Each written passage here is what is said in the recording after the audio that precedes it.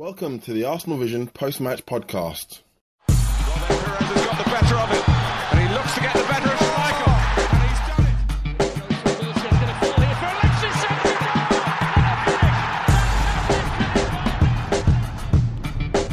Henry, chance. Arsenal facing early season injury crisis as multiple players from the squad report hamstring troubles from constantly having to climb the Wembley steps to collect silverware. This is the Arsenal Vision post-match podcast. My name is Elliot Smith, and you can block me on Twitter at Yankee Gunner, strongly recommended. I am joined, as ever, by Paul. You can find him on Twitter at Pausing in My Pants. Hello, Paz. Woohoo! And Clive. You can find him on Twitter at ClivePAFC. Hello, Clive. Hello, hello. Tim will be back at some point in the future. Sort of like Alexis. It was another day at Wembley and another trophy. We'll have to make sure the players know not to climb the Wembley steps after beating Spurs at Wembley in the North London Derby. But that's another issue for another day. Let's start at the end, actually, Paul, and just kick off with the simple question of how should we evaluate winning this game, this quote-unquote trophy, vis-a-vis our enthusiasm for the competitive nature of it and what it means going forward? Okay, well, this is very difficult for basically everybody else, but I've built myself a machine called the Crapatron 4000. Some terrible things happened to our players with the Crapatron 1000, 2000, and 3000, but this one seems to really work. And what you do is you pour in the team into this thing and the circumstances in the game, and it factors in everything, including the opposition, the type of competition it is, how how seriously it's taken, etc., and allows me to evaluate when our players play brilliantly, whether they were brilliant or not. I'm still listening, sort of. Go on. So if you bear with me just a second. Yeah, no, we were really brilliant. So, okay. Two things. One, I'm not going to put in a rim shot in post-production because it's just not worth it. And secondly, your Crapatron 4000 sounds a lot like me masturbating. Anyway, go on. The sound was startlingly similar. Yeah, what can you do? We were great, and we schooled them pretty good, and statistically, we looked like we were the business comparatively to Chelsea. Our front three looked good and exciting, but really, how do you factor that down to a full intensity Premier League game? There's just no way. So it's kind of like a Ben Johnson or a Justin Gatlin performance. It might break the world record, but you've got to put like 3 asterisks next to it. And then, but the viewers know, right? I mean, our audience are very informed and intelligent.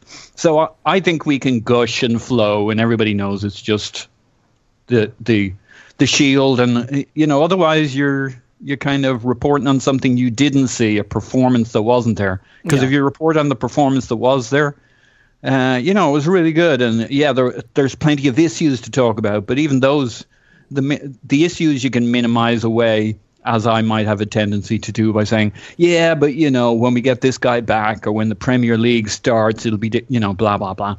Overall, you got to say it was a really good performance. There were some significant holes. But, we could fill them in as we get other players back. Same for Chelsea. We were missing maybe 4 key players. They were missing maybe 3, maybe 4, depending on how you look at it. But judged on the merits of the day, it was really good. It was a brilliant day, I thought. I don't know what. Clive, any chance you were at the game?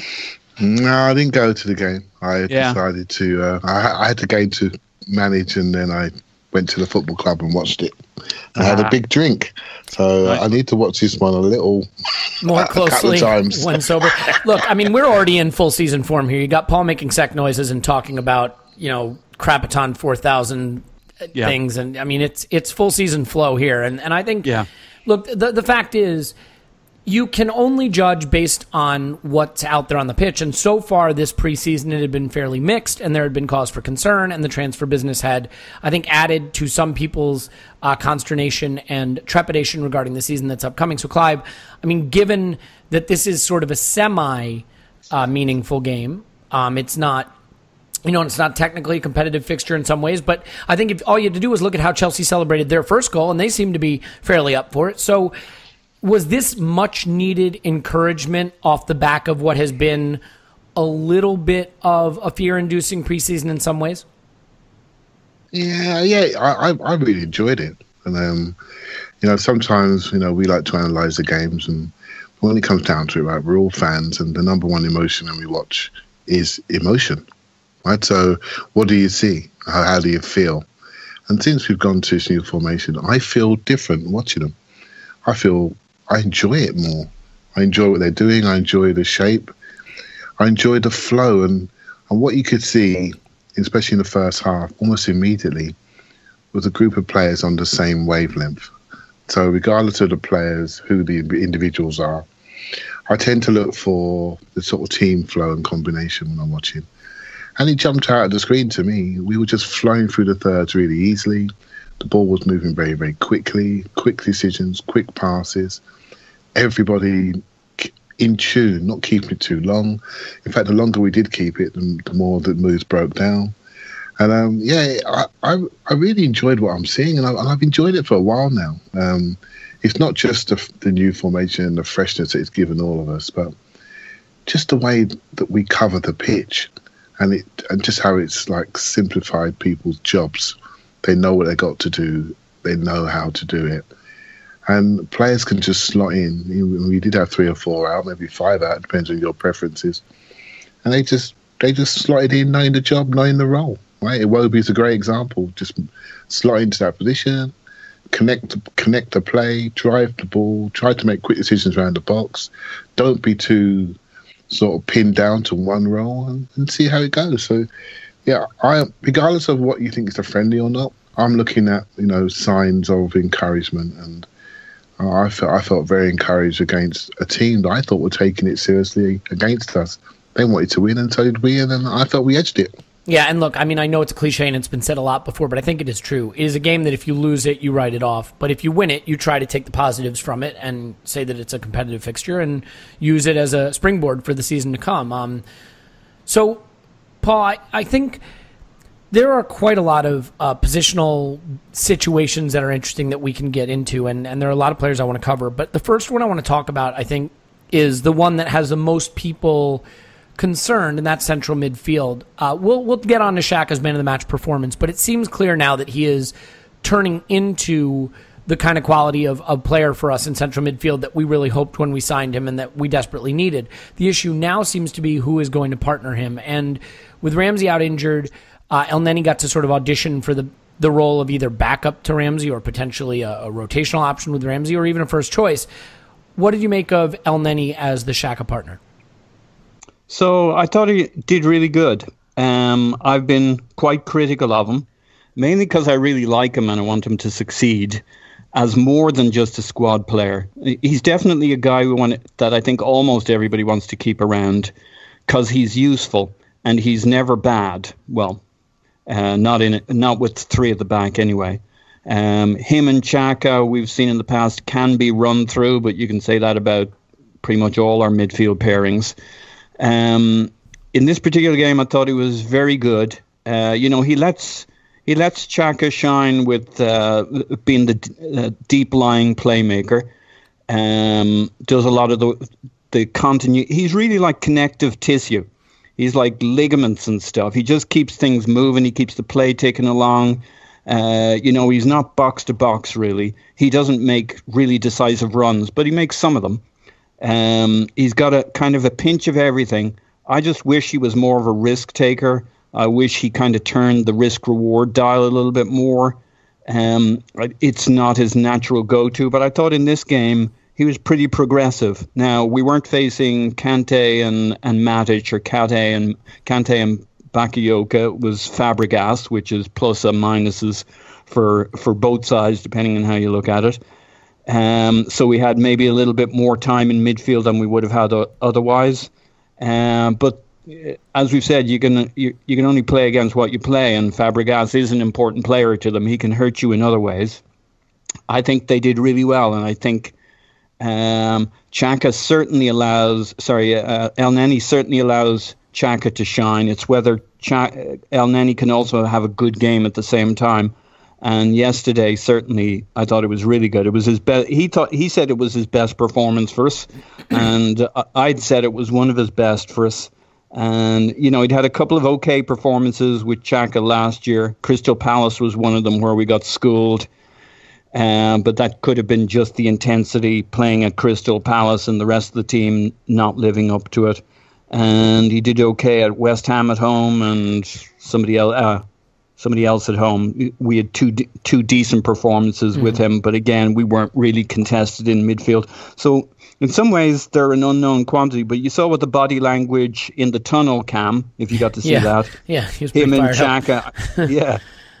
Him and Xhaka are pretty good buddies, as they should be, given their histories, even if they didn't really play together. So, if they've only played a few times together, maybe I have been too quick to kind of write that off as a pairing. You'd certainly want to see a lot more of it after yesterday. I thought he was really good. He had a good poke a couple of times.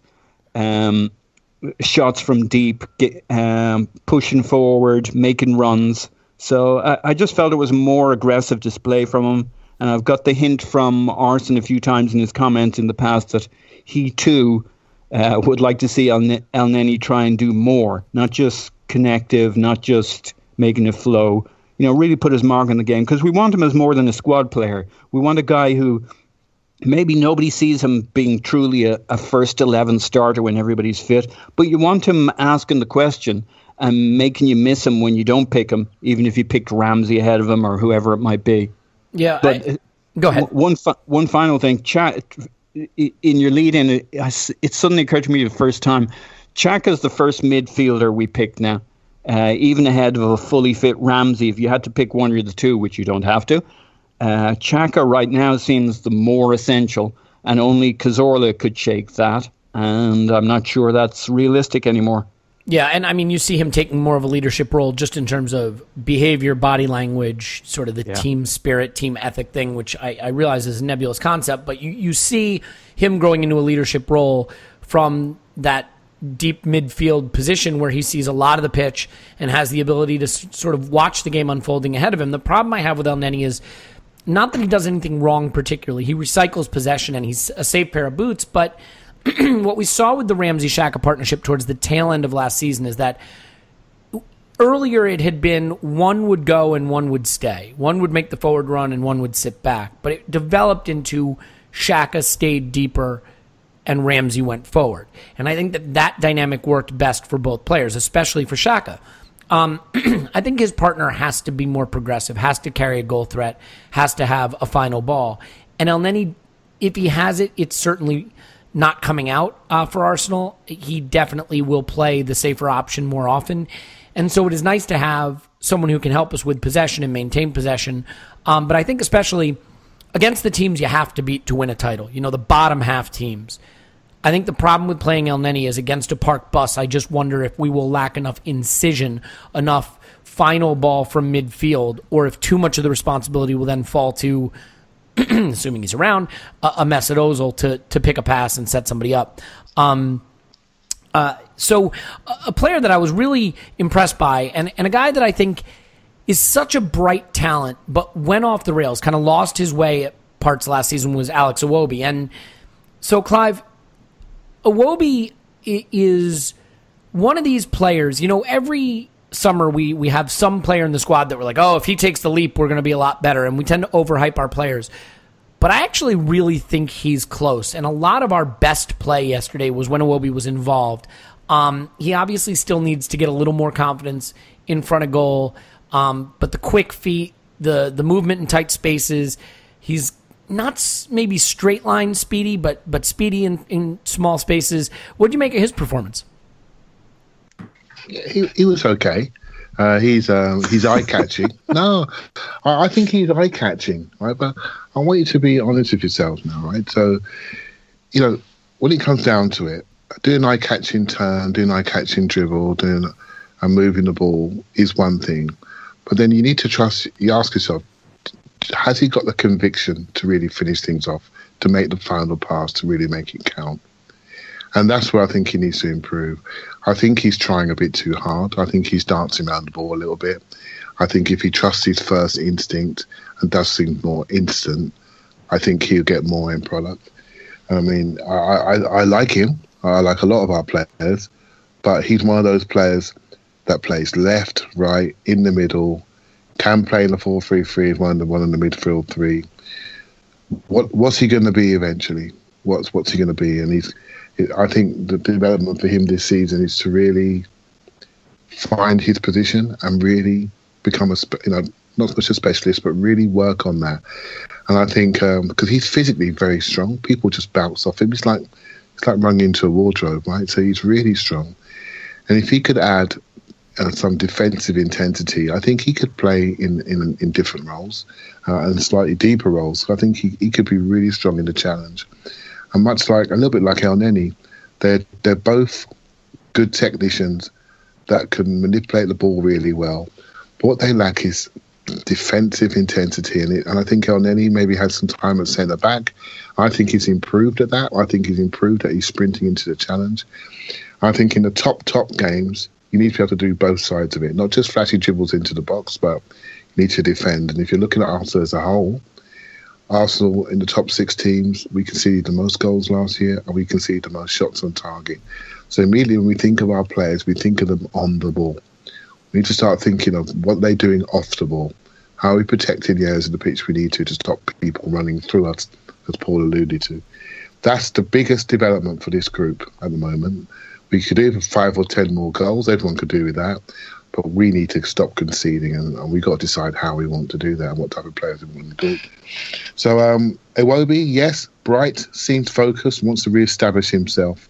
Still work to do when it comes to end product and convincing me that he's got the right conviction of the final pass, final shot, final decision. It's so funny because actually I don't know how many of the post-match comments from the players or the manager that you looked at, but in Iwobi's interview after the game, he said, I really need to work on convincing Clive about my end product. So I think you guys are on the same wavelength, and with any luck, he'll get there. That's good. I'm pleased. I get that because we have a lot of nearly players, and the nearly part is usually the build-up. I mean, the Alex Hleb syndrome, or even to some extent the Gervinho syndrome. I mean, Gervinho had a lot of quality. He was fast. He could dribble. He got near the box and his brain fell out of his ear and rolled off the pitch. So it's just like, that's the hardest part to get down. Look at Danny Welbeck. I mean, again, so many of these players, Danny Welbeck can do everything on a football pitch. He is fast. He is powerful. He can see a run to make or see a run to make a pass. But when he has to play the final ball, whether that's a pass or a shot, it's not there for him. And you just can't have that many players on the pitch who are really talented until they get around the box. The thing I like about Iwobi is I don't think we have a lot of players, needle players like that, who can play in that space, 10 yards out from the penalty area and in towards the attacking goal, who can beat a guy with a dribble or play a little dagger pass or make a little run into the box. Obviously, Alexis can do that. Ozil can do it, and that's really it. So he gives us one more player who I think has that ability. I mean, Ramsey's a little more buccaneering maybe in style, but I was more impressed maybe than you were. I do see your point, though. These players have to find conviction in the final third for them to be able to really contribute to what we need them to do. And Paul... And Arsene did say, because Iwobi said the boss had told him he needs goals and assists. That's what moves him to the starting 11. Yeah. I mean, he got to the end line once. He had a cutback opportunity that I don't think he did well with. He had a chance to sort of curl one that he wasn't sort of brave enough in starting it outside the post and started it too close to the keeper. That shot, Elliot, is exactly what I'm talking about. If you watch him now, he's picked up a habit of leaning back when he's shooting. Yeah.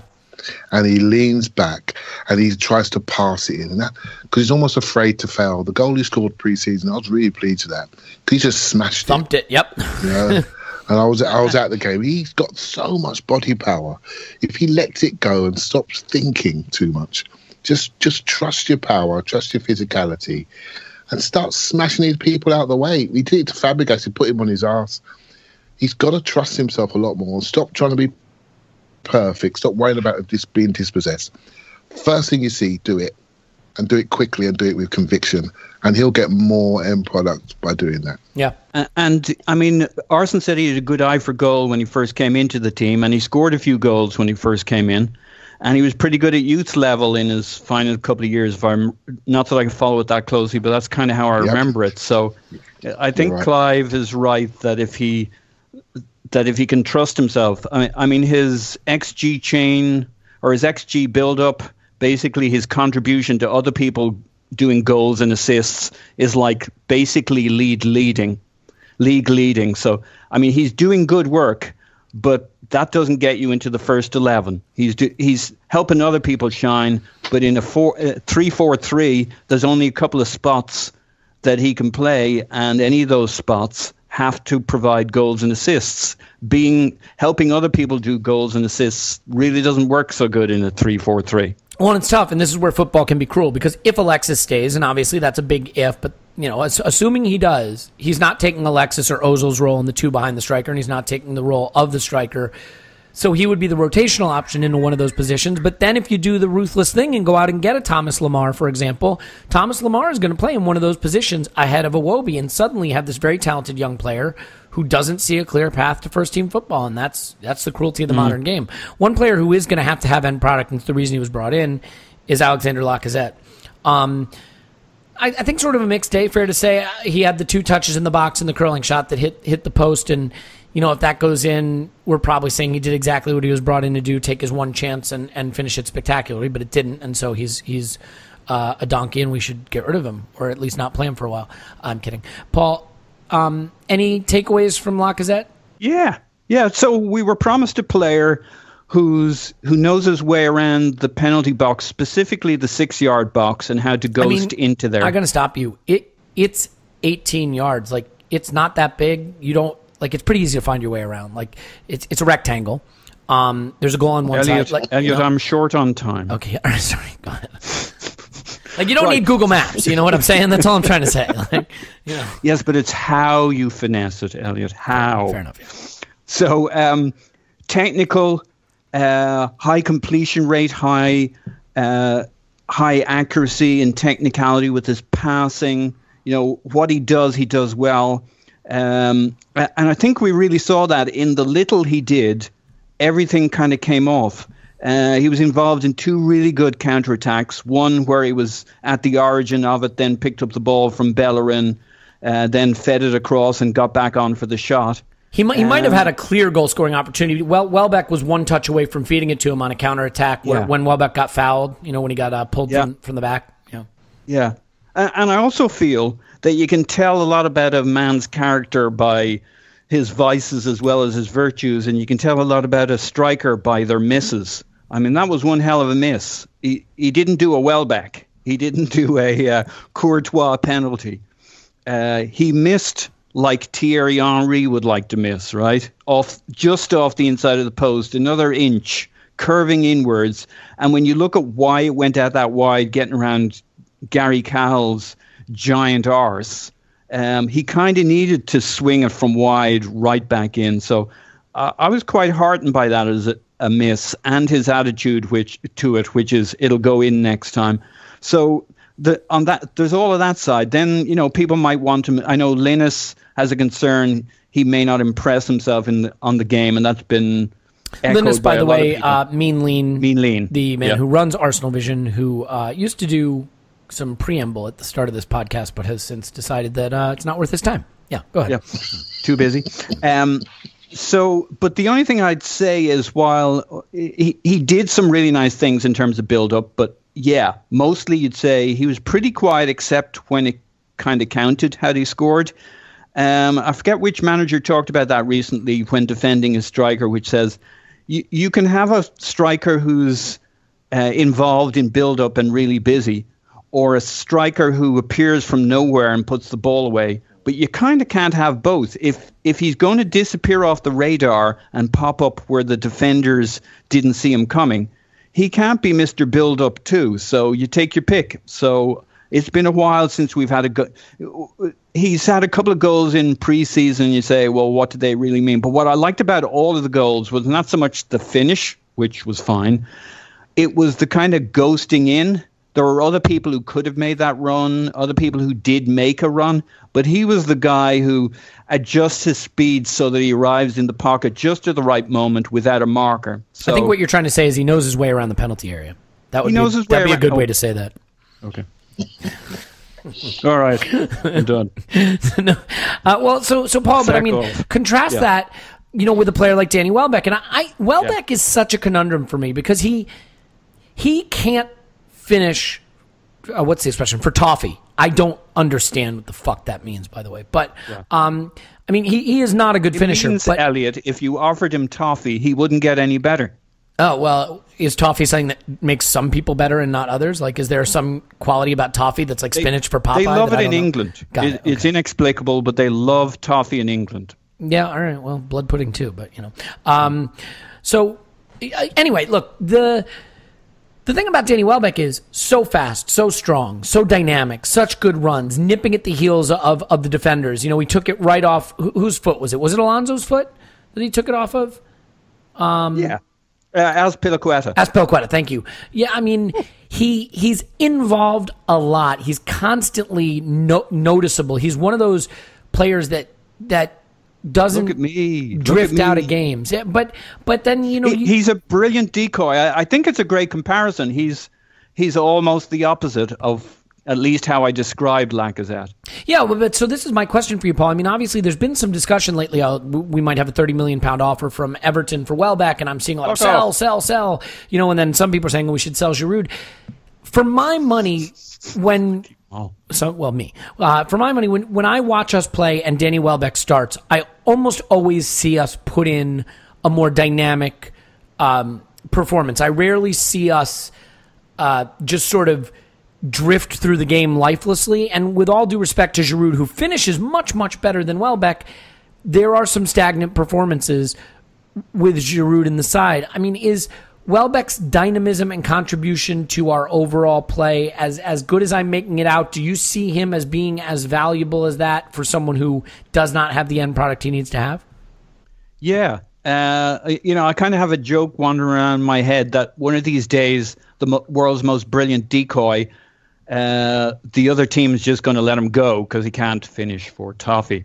But, of course, he can still hurt you with the ball because he can lay it off pretty nicely. And I think he scores the Thierry Henry goal better than he does the Sergio Aguero in the box being busy, getting his feet sorted, getting his balance sorted kind of goal. So, you know, Thierry coming in from the left wing, kind of the classic curving it inside the post is a goal that Welbeck has scored or come damn close many times from that side. So he definitely has goals in him if he can get into the right positions, the right angles. So you wouldn't really want to let him go. I think he's a force of nature. I think he imposes himself on every game.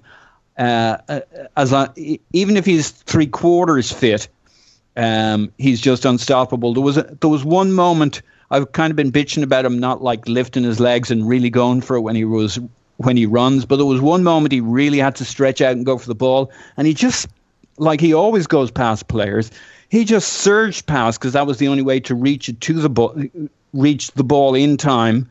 He likes to keep his knees low because that actually aids your ability to actually do something with the ball when you get to it. But he's got so much in the tank, he just powers past people.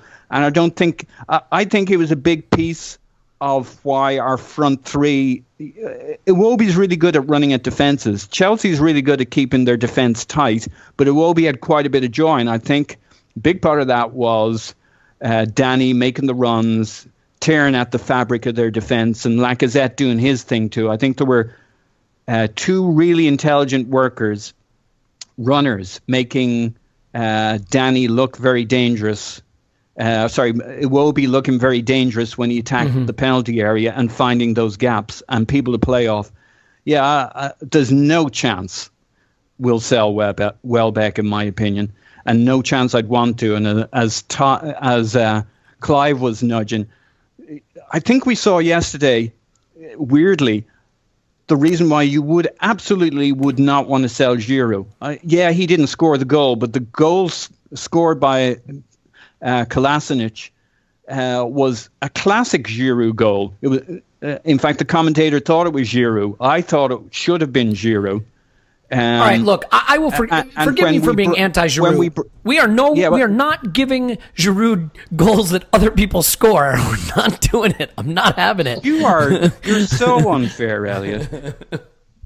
Anyway, so you know, when Giroud came on, regardless of the performance, it felt right. It felt like the right substitution at the right time. Bringing on a Theo, maybe Danny coming on at that point would have given you the same kind of surge of energy, but not the same finishing that you get with Giroud. So, God, Arsene, be ruthless. Don't sell Welbeck. Don't sell Giroud. If you got to sell some players, you know, I could name you a few, even good ones that we want to hold on to, but not those two. I think if you look at the best teams, they've all got options.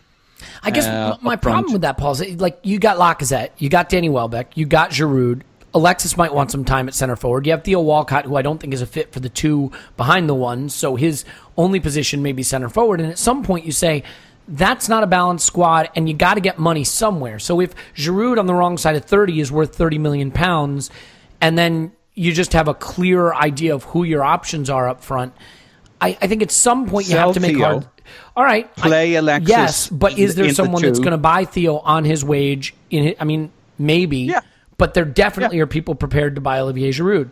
But I agree with you. I think the point is we have got to start making some tough choices. And Paul, do you need to run? No, not yet. Okay. Nice try, though. Nah, damn it. And one of those players that I think tough decisions again have to be made with Clive is Oxlade-Chamberlain, and this is a guy who wants to play central midfield. We're not playing him there. He's playing left wing back. He's playing right wing back. He's playing on the flanks. He doesn't get played at central midfield, and he's not putting in the performances that he would need to make him indispensable. And sometimes it's not a case of a player being bad or a club making bad decisions. Sometimes it's just not a fit. Is it time to look at Oxlade-Chamberlain as a player who isn't close enough to the finished article at any one position that we need to cash in on him and move away from him as an option? Yeah, that is an option. I mean, what did you think of his performance? Well, it was okay, but were we really expecting him to play left wing back and do really, really well? I mean, didn't he play there for the FA Cup final? Or am I misremembering?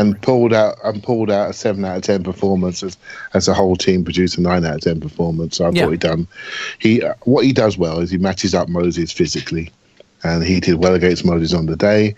But I think he sacrifices himself in that role. He can't. He did put some left-footed crosses in, but they weren't.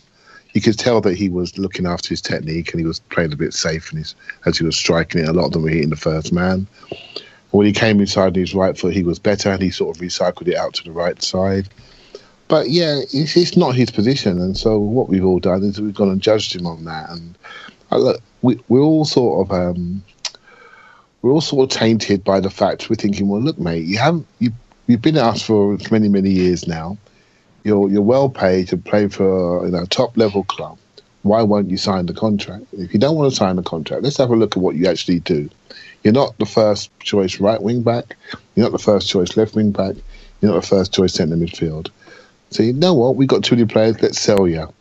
It'll be a shame if it comes to that, because I think he looks like somebody that's ingrained in the club's culture, and I really like him. I like him as a player. I like what he could be.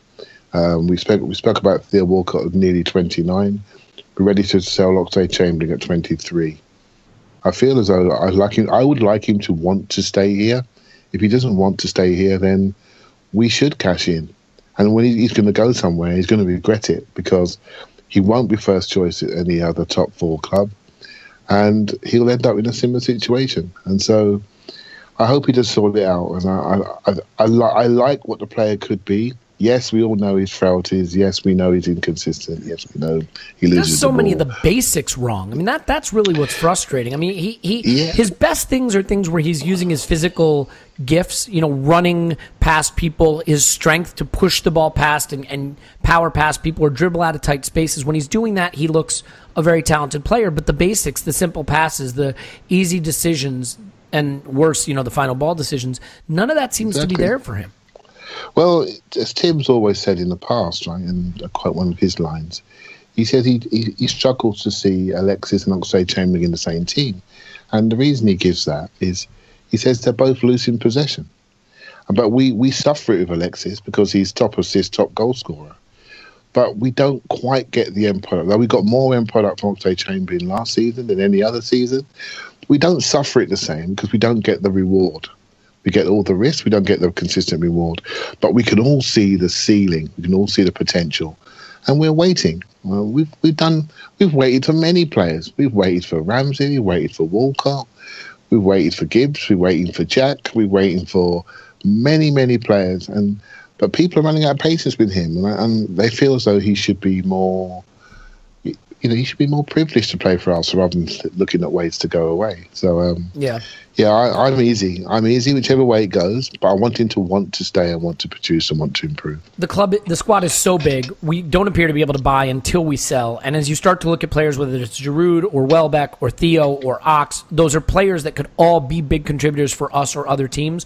But at some point, if they're not clearly a key contributor for you, I think you got to mind your first 11 before you start worrying about your squad. I'd rather recoup $30 million from Ox and turn it into a player who can be the every week in, week out Xhaka partner, for example. Paul, some final words from you on Oxlade-Chamberlain?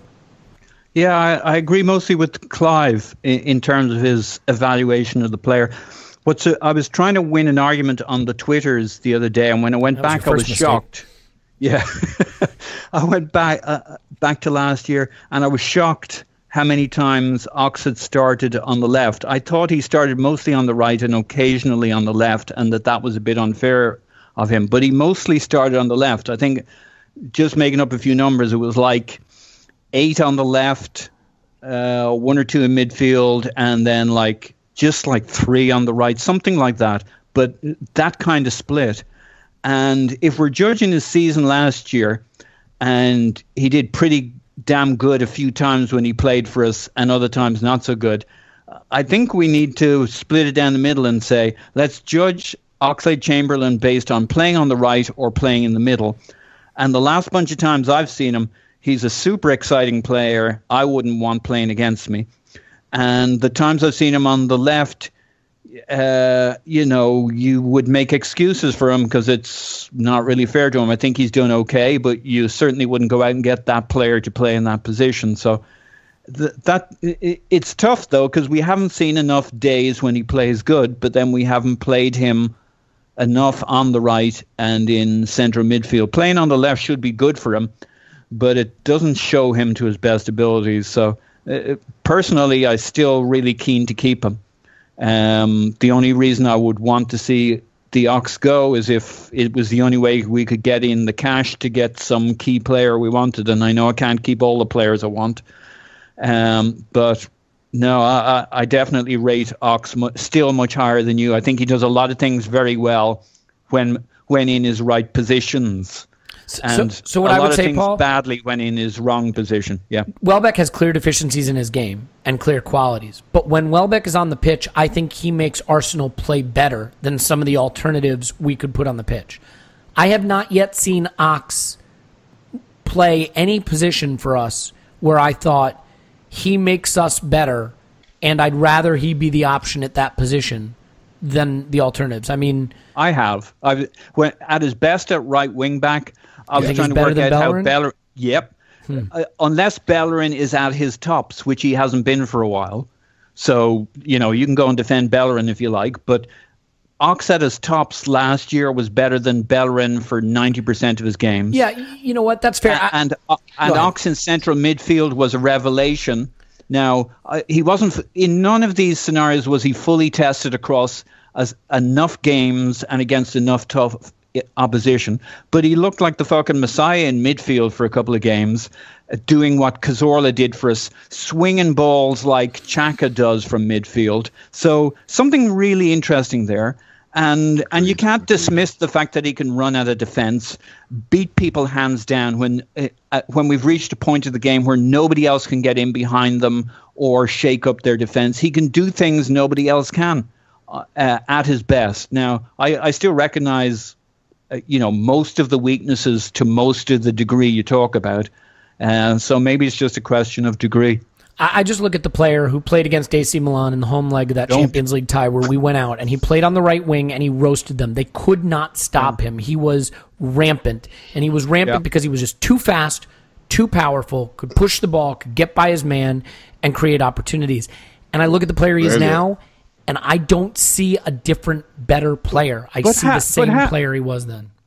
Yeah, but that's really, really good. No. I get it. Plus, he had those other moments. Yeah, Clive. I watched him pre-season against Seville, and he did just that. He ran past them consistently on the right wing and just destroyed. It was a nightmare. His man. Yeah, that's my point though. When he's at his best is when he's in a role where he can get the ball and I call it. I call it, Elliot. To you, sir, that when he's at his best is pretty much every time he's been played on the right in the last 6 months. Shall I tell you what this is? Right, I call it John Barnes syndrome. Right, so John Barnes, great player. When he beats everybody, everyone loves him. When he doesn't, he needs to do more. When he's beaten 4 men, he needs to make the bet of his final decision. Well, hold on, not many people can beat 4 men. I think we need to recognise what he has got. I do think he's a player that needs to be loved, and that's his issue. And I think Wenger moving him around, he takes it too personally. And we played in 7 or 8 different positions last season. And I think he's very valuable to the squad. But he doesn't feel valuable to the squad because there are 33 players in our squad. So where does he see himself? So why would you commit to a team with a huge bloated squad like we already have? He needs to feel loved. If an agent's saying, I've got a team that loves you, he's going to think about it. And I think that's the issue. It's up to us to clear the space or clear him out. We just got to make a decision. Yeah. All right. Well, real quick. I'm going to leave this in your safe hands. Okay. Hey, Paul, we'll see you after the Leicester game. All right. Bye, Paul's guys. on Twitter, Positive My Pants. Thanks, Pause. All right. So, Clive, see that, Paul. Let's get through. I want to get to all the incidents in the game in sort of a quick hitter fashion. Then we'll come back onto the player stuff. So, just real quick, I want to get your. Oh, please. I want to talk about Lacazette as well. And I want to talk about midfield. And we'll talk about. Yeah. We got to talk about Xhaka. We got a lot to get to, and we're at the 40-minute mark. So, I want to get some quick hitter stuff from you, though, on moments of the game. First of all, the Bellerin tackle on Alonso. For me, that's intentional. He's sending a message. There's enmity there. Did you think that was intentional? Yep, I thought Bellerin absolutely murdered Alonso in the cup final, and he played best game of the season in the cup final, and I think he wants to get him every time he plays him, and I love it. Yeah, he had a kick at him, and I mean, if there's a nasty streak in Bellerin, that's just fine with me. There were some elbows flying around. I don't know if the one on Pereira was intentional, but when they got their goal, for me, that's Cahill going in leading with an elbow and swinging it. And, I mean, Xhaka puts his hands up like, what the hell? And then the commentators, at least over here, are saying, Cahill just wanted it more. Well, you try running your face into someone's elbow and tell me who's going to feel like they want it more. I mean, for you, should that have been waved off? I think what Cahill does, he's reckless with his arms. He's reckless to a point where he focuses very much on the ball. And so you can't accuse him of looking at the player and then taking him out. So, and even the one that was quite interesting was the one when he actually went into his own player. That proves how when he actually headed David Luiz. Yeah. And that's just him. He's just looking at a situation, throwing his head into a situation. He's a very brave player, very brave. But I think he's reckless. And I think in foreign leagues, he'd be gone. In England, you need your arms to jump. Don't worry about that. It's only 8 stitches. Do you know what I mean? So it's just a different way of here's what I say, doing the game. So, yeah, you're right. You need your arms to jump. But if you look at most players, their arms, when they jump, they go into the air, but they're kind of straighter. Cahill keeps the elbows out, and he's doing it. And my theory is he knows if my elbows are up when I jump, they can't contest me heading it because they've got to come through my elbow to do it. So he's not swinging the elbow so much, but he's using it to prevent clear a space. Yes, exactly. And that I don't believe that should be allowed. So what he does, he jumps early. So he gets up early, and he clears the space on the way down. Right, so you know what commentators do and pundits. They look at his eyes on the ball, and they don't see his arms. Well, you have a personal responsibility for your opponent, right? And I thought it was 50-50 on what he did to Per. I didn't think it was good. I felt we lost some momentum in the game, and we didn't get it back until they scored. Actually, then we woke up. So I think it's reckless rather than intentionally dirty, if that makes sense. Yeah, I mean, I still don't think their goal should have stood, though. I mean, regardless of whether it's intentional, there are things you can't do. The red card, I mean, I think that's a really, really nasty challenge from Pedro, and there are a lot of people saying, it's just a yellow. I mean, forgetting the fact that his studs are showing and he goes through and then he's Achilles, you can go to ground from the side and maybe get away with that, but you cannot go to ground with your studs showing from behind the player like that, right? I mean, that's a red card all day. Yeah, it's similar. Funny enough, I don't know what the ruling was, how he how he read it. But if you think back to the Xhaka red card against Swansea, where he took the man, but the ball was a mile away, it's a very similar. So did he do it for a violent tackle, or did he do it because the ball was nowhere near in playing distance and it was reckless from behind? Because that could be the second instance of that ruling, when the rule that only applied to Xhaka and no one else, right? So, but it's a sort of tackle that people want to see taken out of the game, but not many referees are brave enough to do it. But he did it, so well done. Well, here's my attitude: if the guy's past you and you want to take him down, clip his foot and get him to trip over his own legs. You know what I mean? Like, you see that sort of cynical foul all the time, and that's a clear yellow card. Going to ground with your stud showing from behind, you can really hurt someone. For me, that's a red card. So then, I mean, those were some of the key incidents. I mean, we had some good opportunities. Obviously, the Kolasinac goal was fantastically executed, and it came from a Xhaka set-piece delivery following the red card. So let's come on to Xhaka for a minute. This is a player who Phil McNulty called Arsene Wenger's worst transfer ever. Some guy named Graham Bailey maybe said pound for pound worst transfer in Premier League history. I get it, right? I mean, these guys are paid to have opinions and go on record with them right away. But I thought even last year, when he was supposedly not performing, he was still one of our most integral parts. I remember us on this very podcast at the start of last season, you know, sort of being a little bit frustrated that Wenger wasn't trusting him more, especially frustrated that Wenger didn't contest that red card, and we really struggled during the games that he missed. How spectacular has he been since this switch to the three at the back, and in particular, how impressed were you with him on the day? Yeah, I think he's fast becoming one of the only players we can't replace, because the way he makes that role work, and I think we spoke about it before. You called it like hub and spoke, and that's very much how we play. So if you sort of imagine the team formation as an outer circle, and what I call your big space exterior players, so your wing backs, your deeper centre back, and your centre forward, and those are the players that really look after the outside of your team. They're your sprinters. Then you have your small space players, like a smaller wheel in the middle, your hub in the middle. And Xhaka is the main part of that hub, and he links with Alexis and Ozil and Ramsey as the inner wheel to Arsenal to make us go forward and connect us to our outer wheel. And that's how I see football. Within those two wheels, you see a line down the middle, and that's your spine, right? So Xhaka is part of that spine. And the thing that makes him unique is his range of pass, right? He can do every single pass in the book. He's got distance. His pace of pass is really, it sends a message he's passing. So he punches it to you. He's telling you what to do with it. I'm giving it to you quick because you're getting pressed. Move it off the spot quickly. And his support line running is good. And where he's really improved, he's now covering more distance. So he's getting back into the box and he's defending. So he's a bit more all-round. And I felt last year maybe he just wasn't used to the intensity. So when he was stressed defensively... Also, the amount of space he had to cover, Clive. I mean, the three at the back allows him to know that he's covering 10 yards of space laterally behind him instead of 40 yards, you know. Absolutely. He's sitting in an armchair now, isn't he, with three people behind him that are all good on the ball. And I think actually Wenger has taken a responsibility off of him. You know, earlier in the season, he would have to get more forward, more advanced than the other midfielder from time to time. He was sort of sharing that role of being the more advanced central midfielder. He's not doing that as much, and I think he looks so much more at ease staying that little bit deeper.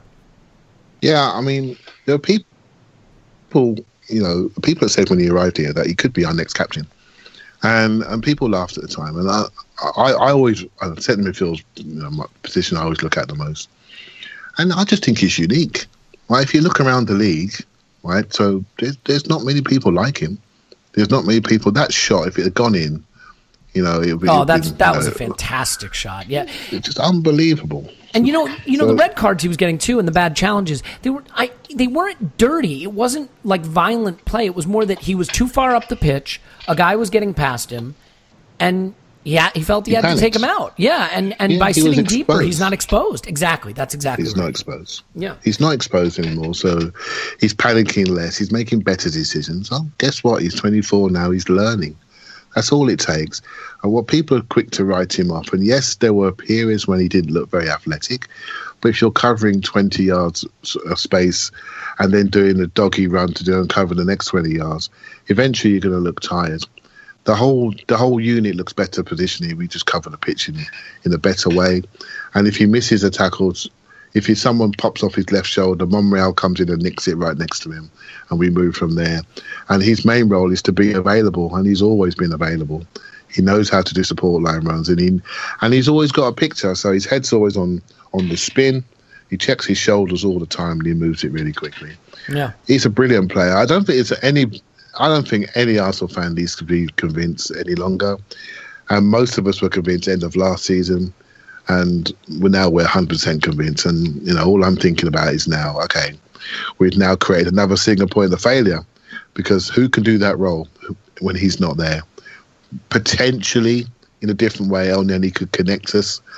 Oxlade-Chamberlain's got the range of pass, but could we trust either of them to do the role? See, I don't think he has the range of pass, because I think the simple connective passing and the recycling, I don't think Ox can do that, actually. The simpler 5-yard passes he can struggle with, but the 50-yard diagonal, he can do that. You know, so and that's what makes Xhaka so unique, right? So he's got a little bit Arteta and a little bit Fabregas, right? I mean, he can recycle possession, but he can also ping the ball over the top or out to the wings from 30, 40 yards out. Yeah, and some of his best games have come with El Neni, actually.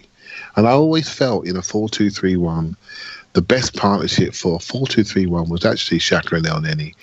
When Ramsey's a very forceful running player, and he plays that, I call them almost like 3 number 10s behind a striker, and he pushes in ahead of Xhaka, and it suits him. He wants to be that part of the pitch, and he moves, and his movement is excellent.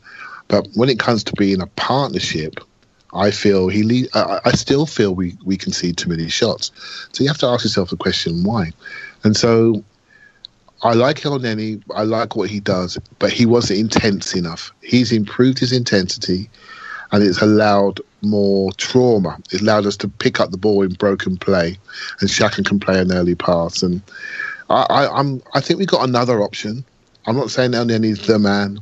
I'm not saying Ramsey's the man. And you know what? Arsenal fans are not saying that either of them are the man, because we're all crying out for a centre midfielder. Well, that's telling us what we need. That's telling us we got promising players, really good players, but that player we haven't got. And I'm sorry, mate, the line that Tim quoted, it hasn't left me. I think it's from Rory Smith. We have a bunch of 3-star hotels. Mm-hmm. And it's just stayed in my head. And that's what we have. Now, maybe El Neni gave us a 4-star performance at the weekend with potential. Ramsey gave us a 4-5-star performance in the cup final. But have we got that man that walks on the pitch and says, I'm the man, and you got to now... you now walk to my beat. And I don't think we've got that player yet. Well, I agree. And I think, this is the mistake I think Arsenal has made through the years, is that he's had some really spectacular players in this last 10 years, and he just either hasn't been able to or hasn't decided to support them the way they needed to really take us on. And the way Xhaka looks right now, he looks like the kind of central midfielder that can take you somewhere.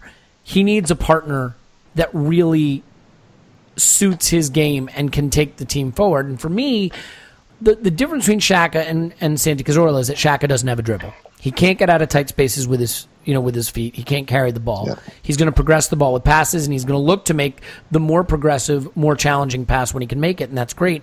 I think he needs a partner who can collect, turn, and carry it forward, or get out of a tight spot with his feet. Ideally with physicality as well, but even if he doesn't have physicality, just with his feet. And so, to me, if you could partner Xhaka with someone like that, you're on to something really special. And as much as I like Aaron Ramsey and he has great quality, he doesn't have that quality. And El Neni certainly doesn't. Ironically, Oxlade-Chamberlain kind of does. But, we've covered him at length. It'll be interesting to see what the manager does with midfield, because, again, it's a case where he's on to something really special with Xhaka. Will he look for the partner for him to get the most out of him? We hadn't seen much of Kolasinac this preseason to really form an opinion. He had a fairly eye-opening cameo in this game. I think he was hard to miss when he was on the pitch. In terms of his stature, in terms of the style of play, and certainly the goal he scored to equalize, this could actually be a really impactful addition to the squad that has been kind of glossed over all summer long. Are you starting to think that maybe as he gets more integrated and ultimately takes over that left wing-back role, that this adds a quality to our overall play that we have not had in a long, long time? Yeah, he's I went to Emirates Cup both days, and he was immediately eye-catching. Just how he looks, the intensity of his running. He has his short pitter-patter step, which almost doesn't belong on the size of man that he is. But that he's got a lovely agility around the football, and he moves it. And I call it clarity of game. He's so clear what he is. So he gets it and he drives, pops it inside and he drives again. He commits to his overlaps. The timing of his overlaps are good, and when he's in the box, he's strong. And I think it's interesting. He's turning into a mini cult figure after a couple of games. And that does not tell you, it sort of tells you about the Arsenal fan subconscious, is that we want a powerful player in this team. We've been crying for it secretly for a long time. My favourite player is Vieira. I miss that player in this team. I miss going to Old Trafford and letting them know we're here and not being intimidated.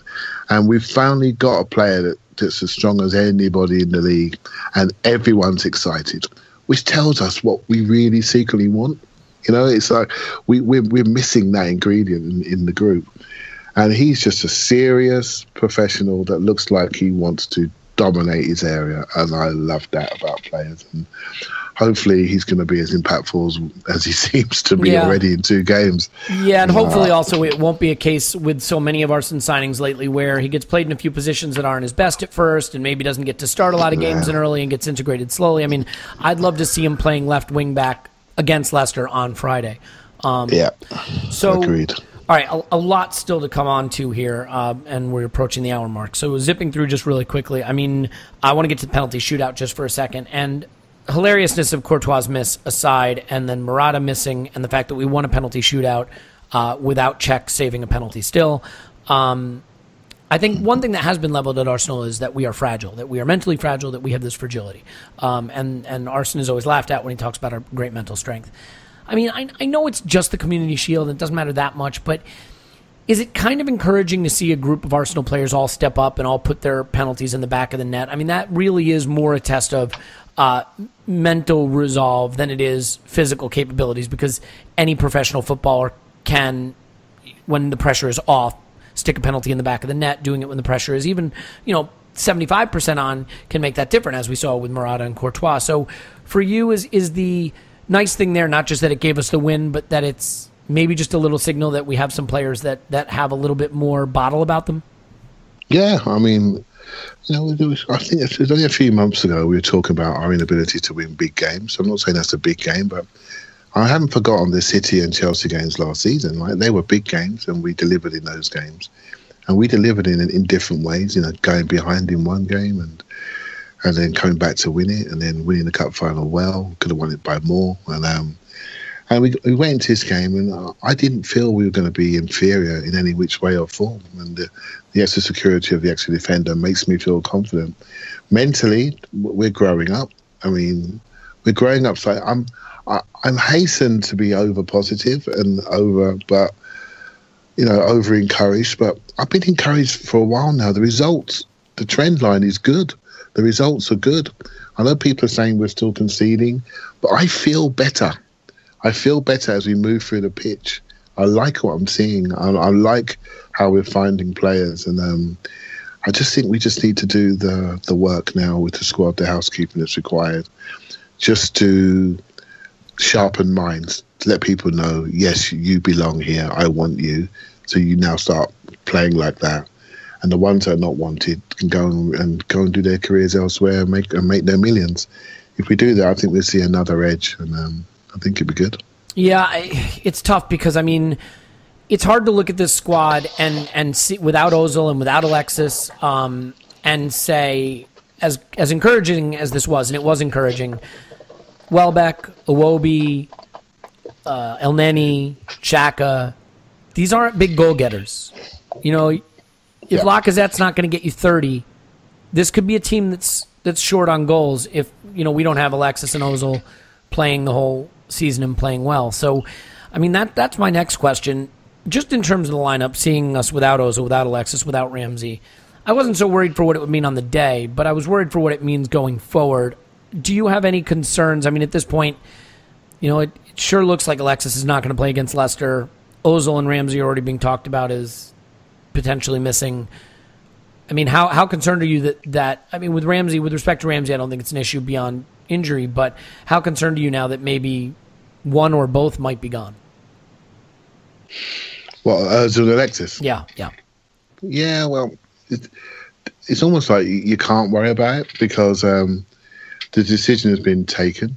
I think he's going to stick to it. Everything I've read and the little whispers that you hear to say that he's serious. Well, I'm sure there's a number out there. Someone dropped a number in the right time window of like 70, 80 million. I'm sure that'll make the club think. And I think, from what I've read, that Mahrez would be the Alexis replacement if he was to go. So they have a plan B. I mean, it's a plan B minus, really, right? Because, I mean, that's not a like for like on the quality side. No, it's not. But we did say, if Alexis was to go, we'd need to buy 2 players to replace him. We've got 1 in, right? So if he goes, we have 2, right? So between them as a collective, we have an opportunity. But I can't worry about these things because you can't, as a fan, you just can't get hung up on players too much because they will all go. And we'll be left behind to watch them. Well, right? Let me ask you a different way then. The team that started the Community Shield, would you feel confident of that team getting 3 points on Friday if that's the team we put out against Leicester? Probably just about, yeah. I mean, I would like to see Kolasinac start at left wing back, and I thought Lacazette was quietly impressive actually, and I've been waiting to debate him. I feel I was a bit concerned, if I'm honest. I was never convinced about the signing. I wasn't sure what his key strengths were. I'm not an avid French football watcher, so I wasn't as informed as many other people seem to be on Twitter. But the people I know that really I respect that really, really rated him. So I didn't overreact initially, and I didn't see super speed. I didn't see super power. I just saw a player that looked quite languid, and I thought, okay, let's see how he goes. But the Chelsea back three is a strong back three, and he kept coming off them at ease. And I always look for connection and wavelength. And I think we're going to see a completely different player when he's on the same pitch with Ozil and Sanchez. And I really do think there's something in this boy. I tell you, I'm really encouraged by what he did. What he does is so calm, and he brings a level of assurance that Welbeck doesn't bring. Mm-hmm. Just a calmness and a certainty about what I'm doing. There's one part where the ball came to his feet on the left-hand touch line on the halfway line, and he shaped to go left, came in right, popped it inside, out to the right wing, and then followed his pass, and that ended up in the shot that hit the post. But the movement was so smooth. The timing of the pass was so good. The defenders didn't read what he's going to do. He doesn't mark himself in the box. He doesn't run in like a school kid at playtime and just run to centre forward position. He keeps the line of, I call it line of communication open. So he always makes sure that when the crosser can see his boots, that's what he teach a striker. Can he see my boots? And he just got the trick of timing. And that's a unique skill. Harry Kane's got that skill, and I look at Harry Kane sometimes and I wonder about his overall talent. But it's not a fluke he scores so many goals, and also about his IQ. I wonder about that when I look at him. And the power. Yeah. Yeah, I look at him and think, what do you do? You're not that quick, what do you do? But I tell you what he does do. He's a master of his trade around the penalty area, and he's got a clear mind when he goes to execute his finish. And this kid, Lacazette's got something of that in him, and I'm very interested to see him. I'm a bit worried about his size and physicality, but let's see how he goes. He definitely looks like an Arsenal player, that's for sure. I mean, look, we had a striker with size and physicality for several years in Olivier Giroud, and while he has certainly served us well, he did not have what we needed to take us on to the next level. So trying it another way, is fine with me. I think the scary thing now is the volume of business that still looks like it has to be done, certainly on the outgoing side, before anyone really is going to come in. And then, of course, what could happen with not as much Ozil, but Alexis. And, there's so many questions left. In fact, I had wanted to do a season preview pod with all of us, but I just don't think it makes any sense to do a season preview where we project out what we're expecting and, prognosticate about the season coming up until we have a little more clarity on the squad. And there's just still so many questions. And if I have a frustration, it is simply that we are once again on the brink of the start of a new season with a fair amount of business to conclude. So, there was a great article in one of our papers at the Telegraph over here. It says Arsenal squad full of too many good players but not enough great ones, and that basically sums us up. So we need to sell a couple of the good ones to maybe buy one or two great ones. Yeah, look, Clive, the last two Premier League champions, Chelsea and Leicester, and actually Chelsea again before them, Leicester certainly didn't have a squad, and Chelsea don't have much of a squad. They had fantastic 11s, first 11. And Arsene has gotten himself into a situation where he has a big squad of quality players, but I don't know if he has a strong enough first choice 11 as it stands. Certainly if Alexis and Ozil stay, and you can put all the names out there that you think of, the hole in it might be that Xhaka partner. And if you got someone who is really special talent, like a Kovacic type guy to play alongside Xhaka, and you put Ozil and Alexis and Lacazette in front of that with Bellerin and Kolasinac on the wings and pick any of your three center backs, now you're talking about a first 11 that can go or should go and compete for the league. Let's leave it there. We have our first match of the season coming up on Friday, obviously. We'll do a pod after that. Depending on where the squad looks after that, maybe we can do our quote-unquote season preview. But more than likely, we'll save that for around deadline day when likely we'll still be scrambling to get things done, incoming and outgoing. We'll be crying. We'll be crying on that day. Well, at least we're used to it. Clive is on Twitter at ClivePAFC. Thanks, Clive. Thank you. Yep, my name is Elliot Smith. You can block me on Twitter at Yankee Gunner. Please give us a 5-star review. Not for this pod. This one was terrible. But for the other pods. And then you can write the nasty stuff about this particular podcast, this episode, in the comments section. But we will be back after the Leicester match. Really looking forward to it. I know, Clive, is probably funny, right? Like, as someone who can't get to the stadium more than every couple of years, the one thing about supporting Arsenal means trying to carve out time at 7 in the morning or 6 in the morning or 8 in the morning, whatever it is, on a Saturday or Sunday to watch the game. But like 1:45 or 2 o'clock on a Friday afternoon, oh wow, let's knock work on the head and get out the drinks, and it actually works out. That's gonna be a good start to the weekend. Or alternatively, ruin it real early. We'll see. Okay, really appreciate it. We'll be back after the game. So up the Arsenal, brand new season, total positivity. I promise my negativity is on hold until Saturday morning. Cheers. We'll talk to you later.